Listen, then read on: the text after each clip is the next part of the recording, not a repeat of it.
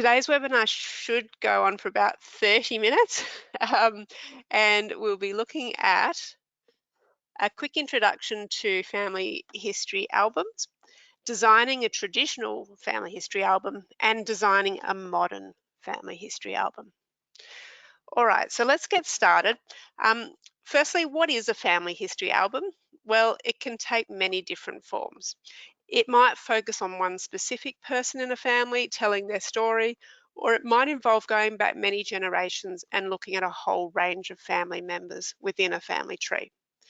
It could be mostly photos with small amounts of text, or you might have a lot of text and stories to tell with a few photos in between. At the end of the day, it's up to you what you present and how you want to do it. And it will often depend how much information you have available to you, as well as how much time you want to spend on the project. One thing I would suggest is to do some planning before you get started. Think about what story you want to tell and what order you want to tell it in. Sort out your photos into folders to help you. It'll make it much easier later on. So I'll show you, for example, just how to sort out your photos. I'm just going to go into my File Explorer. This is on a Windows computer. If you're on a Mac, it'll be in Finder. And the book that I'm going to do today is about my dad. So I've just created a folder called Joe's Photos. And inside here, I've created individual folders and popped photos in that belong to each area. So I've gone grandparents, early years, working life, marriage, children and grandchildren. How you categorize them is completely up to you, but that's just an example of what you can do. Okay, now let's have a look at the designs that we'll be working with. So first we have a traditional looking design. You can see the kinds of colours and font styles we've selected and an example of how photos will look on the page. So I'm going to show you here a few examples of how the pages end up looking. You can see we've used old-fashioned backgrounds, sepia tones and vintage frames. And I'll show you how you can achieve these layouts once we get into the editor. So they're just a few examples of some traditional books. Secondly, we have a modern design for the album. So instead of the textured backgrounds, we'll use flat colors and a retro looking font. Our images will be kept simple with a white border. And again, here are some examples of page designs that you might want to put together. And they don't have to be exactly like this. These are just ideas.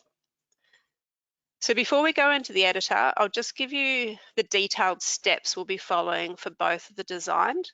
The step process can be applied to most photo books, not just family history albums.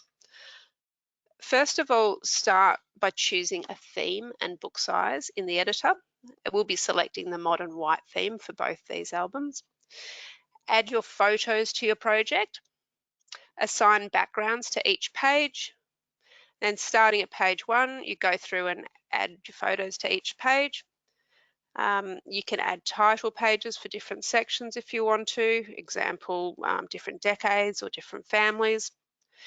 You can add other design elements such as frames, scrapbook items, etc.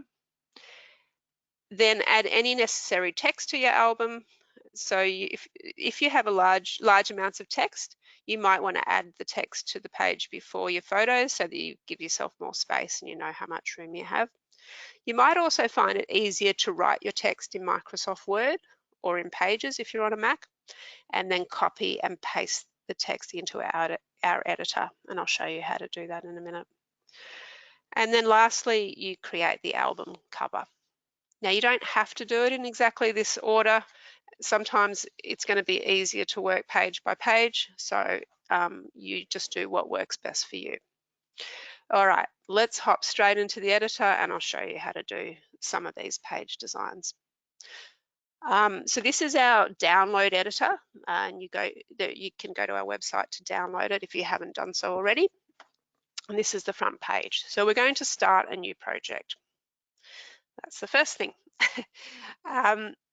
Now we have two different types of photo books. We have two different types of binding, I should say. We have classic bound books where the binding it's like a normal coffee table book, which has got perfect binding at where the spine is. There's a glue that holds the book together. We also have lay flat books where each page is bound to each other. So when you open it, you can open it completely flat and you don't lose any content in the binding. For our first book, we'll use the lay flat format.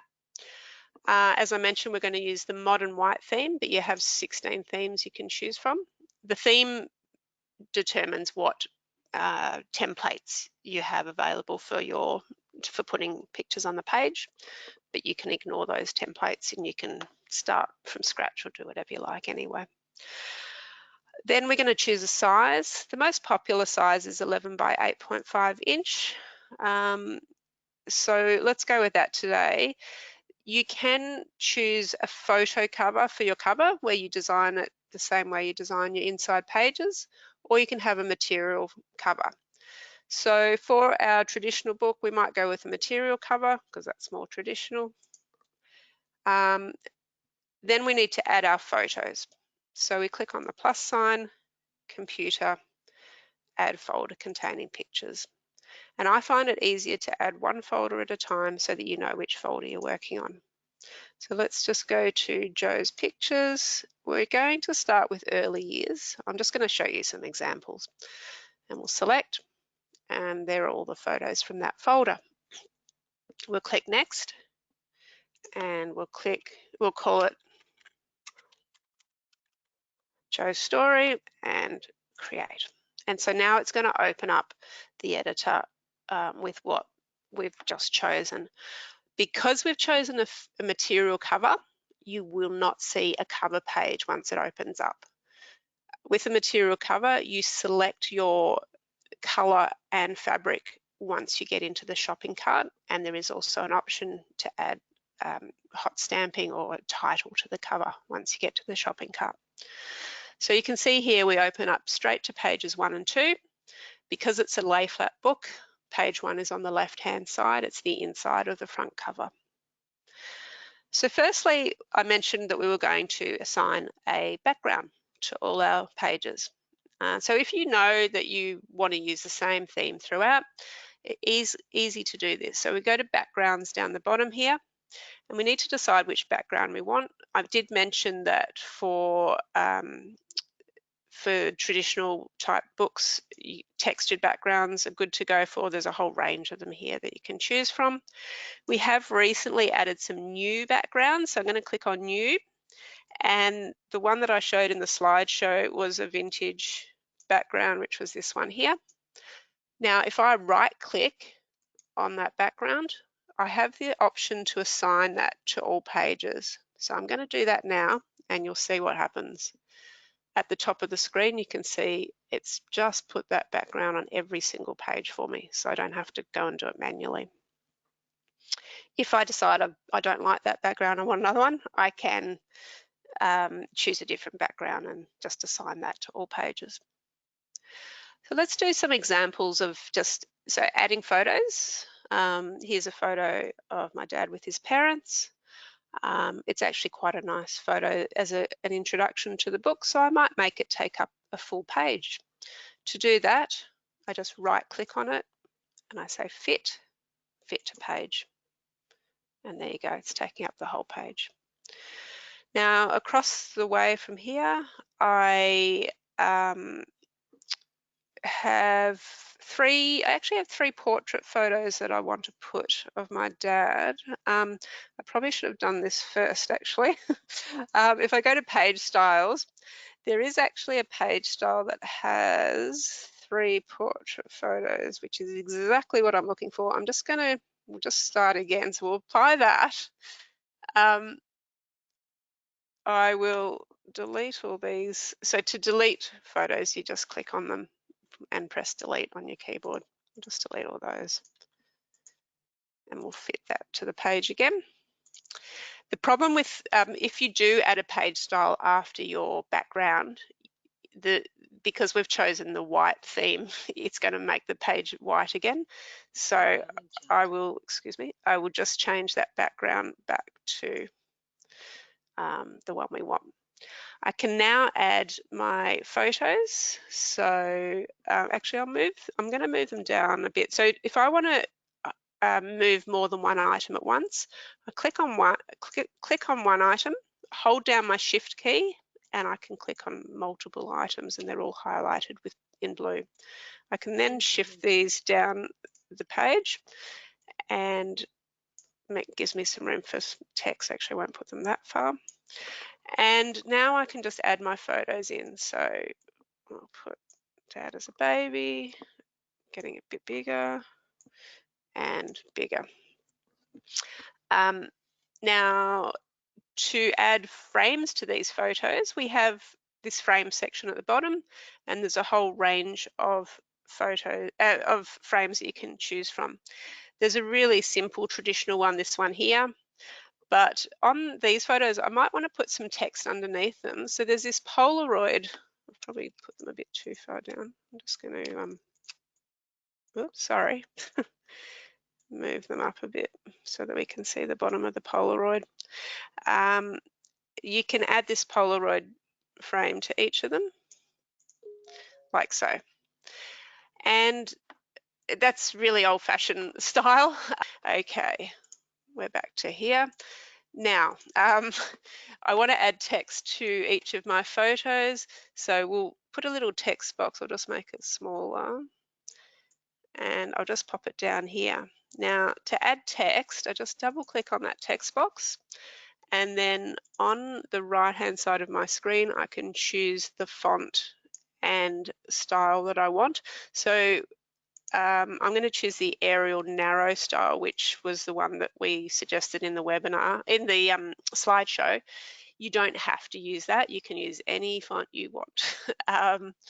Actually, that's the italic version. We just want Arial Narrow. And for this one, we might make it a, I don't know, 16-point font, so it's nice and readable. And I'm just going to put a date in there, 1941. Sorry, Dad, I'm just guessing if this is the wrong date. And I'll just center it in the middle of the, oops, it doesn't like it because my text box is going too close to the edge of the page. So we'll just pop it in here. And there you go, you've got a date. You could put Joe's first time he sat up or whatever you want in there, but that's up to you. If I want to have another text box on here, on these photos as well, I can just copy and paste that text box. So Control C on Windows or Command C on a Mac, Control V on Windows or Command V on a Mac to paste. And I can just pop the next one down there and I'll just do it one more time. And then all I have to do is change the text. I'll just make this 1943 and 1946. And you can, and there you go, you've got your text on each one. I haven't centered them very well, but you can have a play with that. See how these green lines come up? That tells me that the text boxes are all centered vertically with each other. So that helps me with my alignment. Next, we want to add a heading to the page. So we'll add another text box and we'll just pop it up the top here. And for a heading, you probably want to go a bigger font. Let's do, so we'll double click and we'll go Arial Narrow, but we might go bold and italic just to make it nice and bright. And let's choose quite a big font, so maybe a 26-point font. And we're just going to write my early years. All right, so there's my heading. I have my dad has written some text about his early years. So we're going to pop another text box in here. We'll just change the shape so that it fits nicely above our photos. Now he's written it in Microsoft Word. I have that information here in it's a word processor. And so what I can do is copy and paste it from here. So say I just want to paste these two paragraphs. I can just copy, Control C, go back to my project, double click into my box and Control V, and I've pasted that text in there. If I want to, I can highlight all the, oops, sorry, it's not doing it very well. I can highlight all my text and make it bigger or smaller if I want to. I can, if I want it to be different alignment, for example, if you want to justify the text, you can justify it here so that it looks even. You can align, so I can just make sure I'm aligned with my photos. When I've got that green line there, it tells me that it's everything on that edge is aligned. So there you go. That's quite a good looking page. All right, now I'm going to show you, we'll start a new page and I'll show you how to add, say, a heading to, or a title to the section of the album. I am going to add a page style first because I do know what I want to put on this page. So bear with me. I'm going to move these photos over here because I want them on this side. And we want to put our background back. Sometimes it's a bit of fiddling. But let's do a heading on the left-hand page. So to do that, you could add what's called a scrapbook item. So there's lots of little scrapbooking tools here. I'm going to click on the scrapbooking section, which gives me all these banners and things that I can choose.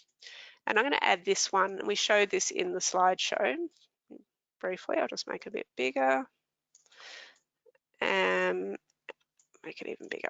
And we're going to add a text box to that. And we'll double click in there.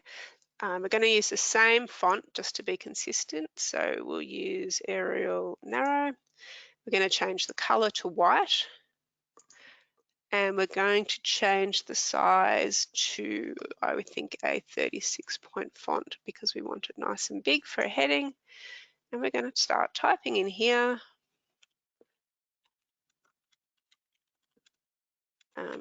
And we just need to make my text box longer so that it all fits on one page. We'll center it. Oops, sometimes you need to, rather than use a mouse, you might need to use the arrow keys on your keyboard just to get it exactly where you want it on the page. And there you go, we've got our wedding day. So that can be a nice title to this section. Now I need to add the folder for the wedding day. It's often good to clear what you have in your list once you've finished with it. So we're going to clear this picture list and we're going to add some more photos in here from, where are we? Marriage. And we'll select that. And I happen to have 4 photos. I've got 2 portrait and 2 landscape. That's why I wanted to use this page style because I knew that I had those ready. So we can just drag our photos directly onto the page. And pretty simple. If you decide you want them in a different order, you can just swap them. So if you want to put that there and that there, you can just do that. Very easy to do. One thing I think is missing, some frames would be nice on those photos. So let's add some simple classic frames here just to make them look like the old style photos that you might have picked up at the shop. And that page is looking pretty good. All right, so there's some examples of how to do a traditional book. Hopefully that gives you some ideas. If you decide later that you don't want that background color, you might decide you prefer a different background. You can have a look at the textured colors, textured backgrounds, try a different one. If you think, oh yeah, that looks better, then you can simply right click and assign that to all your pages and it'll just change them all to that color. So up to you. You might want to do your backgrounds at the end. Something to think about. Okay, let's get out of this book now. So we'll just close it. I'm not going to save it.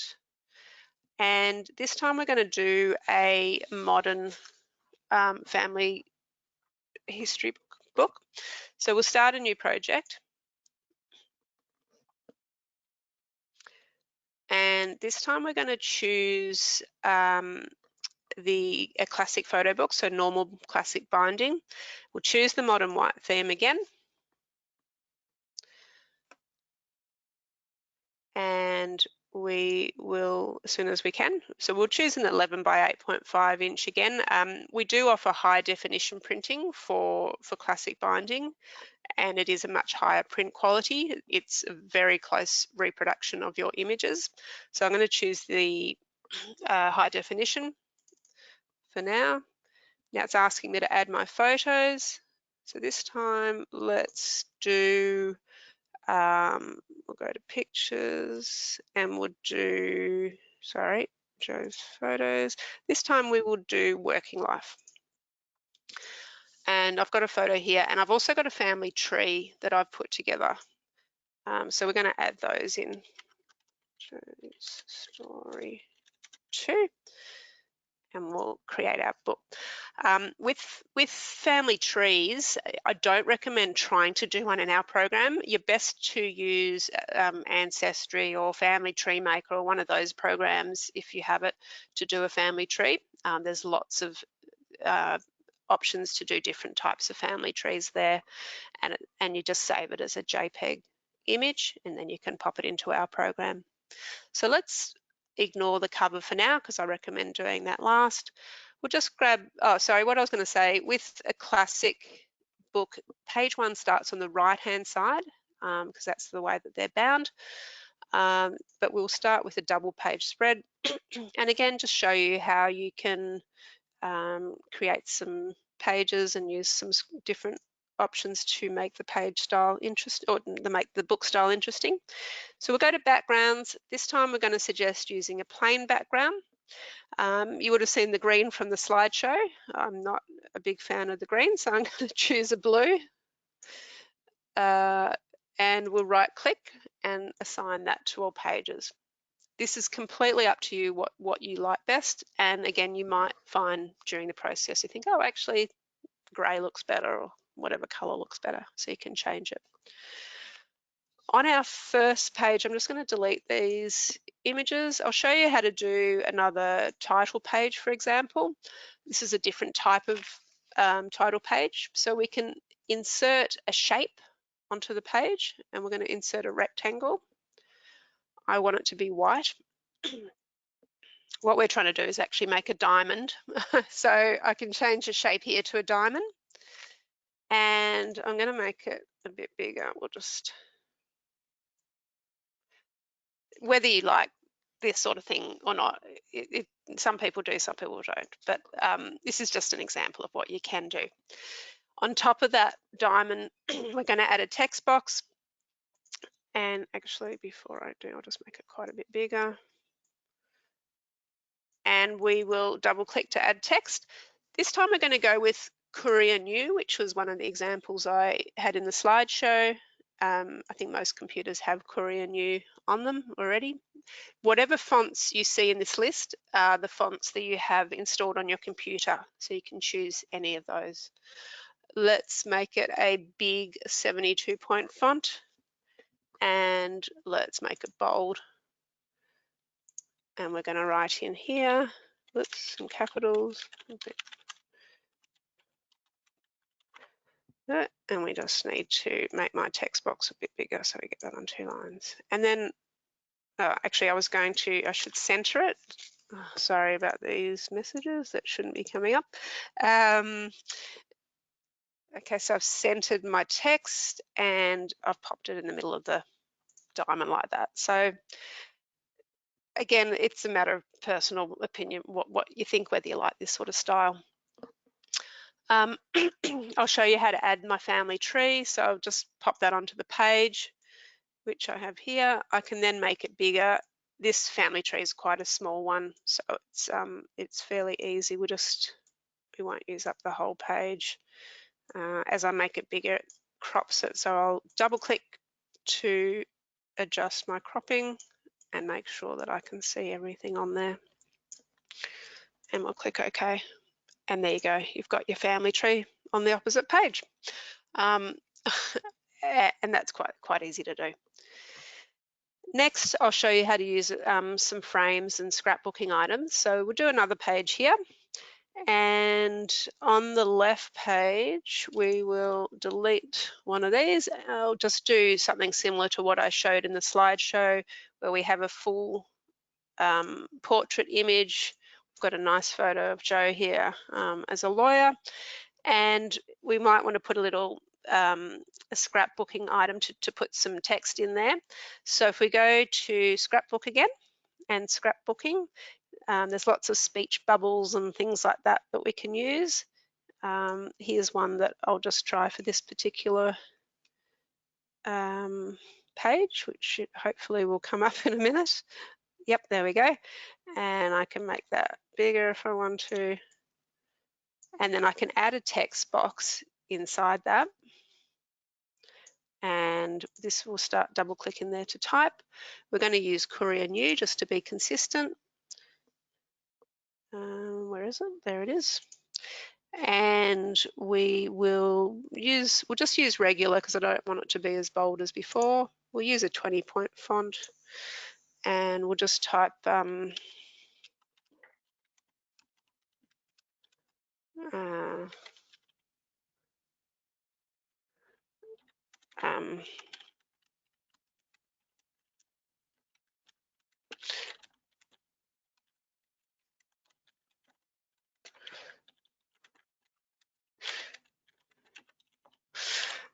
I'm just making this up as I go, and we can just pop it there, and you've got some text on your page. If I want to use that same font and style throughout the book, you can actually save it as a default text style. So if I double click in here, right click and say use current style as default text style, the next time I add a text box, it will be the same, and I'll show you in a sec. On this opposite page, let's just show you some more modern photos. I've got some color photos. We'll add them in first. So we'll add a folder from the children and grandchildren. And we've got some landscape photos. So we want to use a page style that's got landscape boxes on it. And here's one here that's got 4 landscape boxes. I'll have to put my background back on, but that's easy. All right, and so we can just simply drag photos across, some photos of the family. There's a few there. We'll just pop them in very simply. If we want to add some text underneath, so I'll show you now, if I add a text box, we'll just pop it down the bottom here. And I'll just make it a bit bigger, and we'll double click and we'll say, you'll see that the font and the style is actually identical to the one on the left-hand page. So you can carry that through your book if you want to. And finally, let's add some frames around these pictures. So in the slideshow, I suggested adding just plain white frames. Those ones are under contemporary, and it's this simple white frame. You don't have, again, you don't have to choose that particular frame. You can do whatever you like. But I think that looks quite nice there.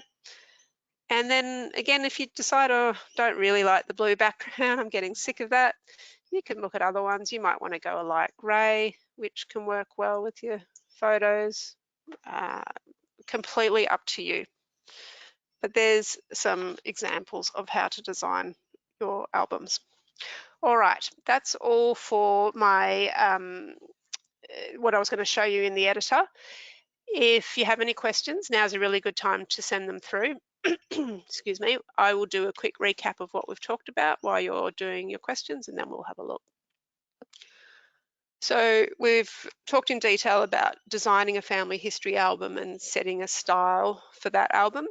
Remember to get your photos and your text organized before you start. Have a think about what exactly do you want to achieve. Choose your theme and your book size. So we work that out. Then add your photos or add them bit by bit, page by page, and you can add backgrounds, scrapbook items, frames, all those sorts of elements to make it look special. Okay, let's have a look and see if we have any questions. So if you just bear with me for a moment.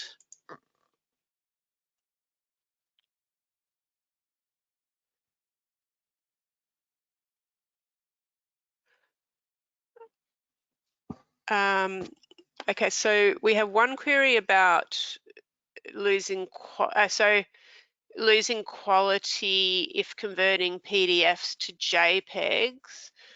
You shouldn't lose. I mean, I guess if you've got PDFs of text, you may lose some quality, but if you do it at a reasonably a low compression when you're changing it to a JPEG, you shouldn't lose too much quality. So hopefully that's not a major issue.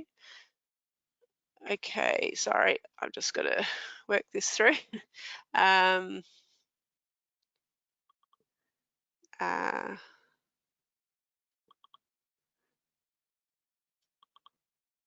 and so someone, yes, as part of that same question, I apologise, was will you be able to add PDFs to the program? I don't think that's coming. They do need to be image files, so it is best to use JPEGs rather than PDFs. And when you're scanning photos, you can choose whether you scan them as a PDF or a JPEG. So keep that in mind. Okay.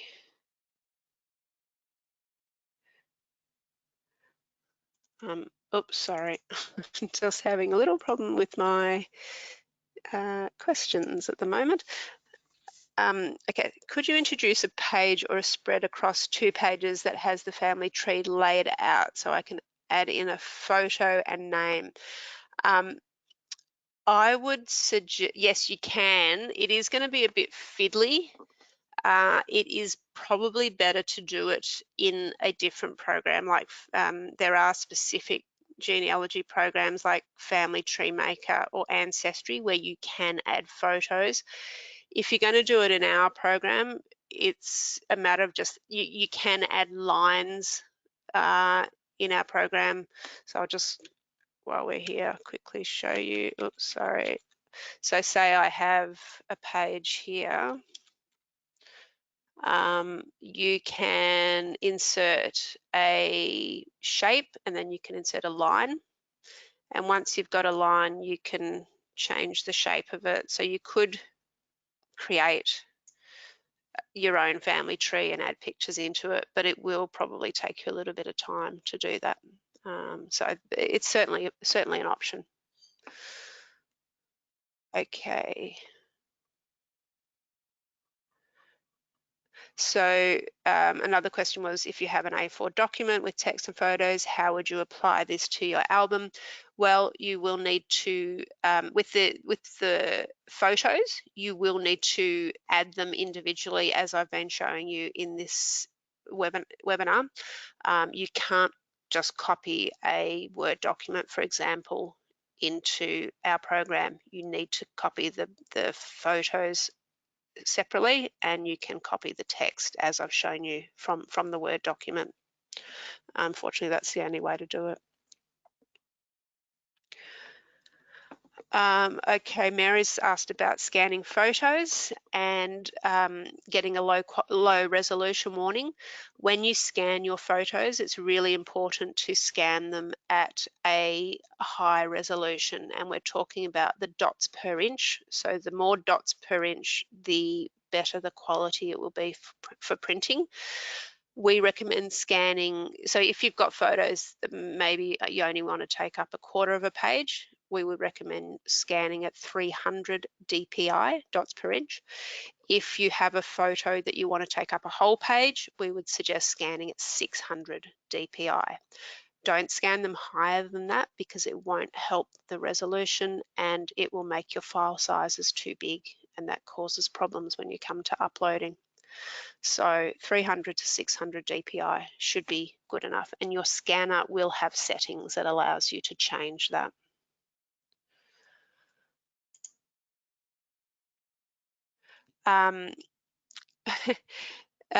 We've had a question about how to cut and paste from Word. I think I have shown that. Just it's a normal. You can just Control C to cut or copy and Control V to paste. If you're still not sure how to do that, feel free to give us a call, and I can either I or one of the other guys in our team can help you further with that one. Can a picture overlay another picture? Yes, absolutely. So for example, I'll just get rid of this. Yeah, I can put a photo here and I can put another photo here. If you want this photo to be on top, you can right click on it and say arrange and bring to front. So yes, you can absolutely put photos on top of each other.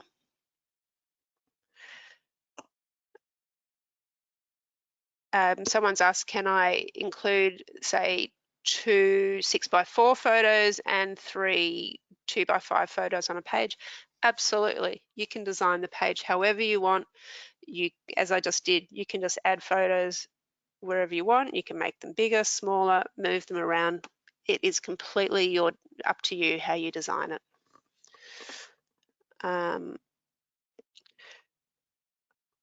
Okay, Jackie, a question from a beginner. If you are working on a project and you want to stop halfway through, absolutely you can save your work. There's a save button here, my mouse, and you can close the program and come back to it anytime.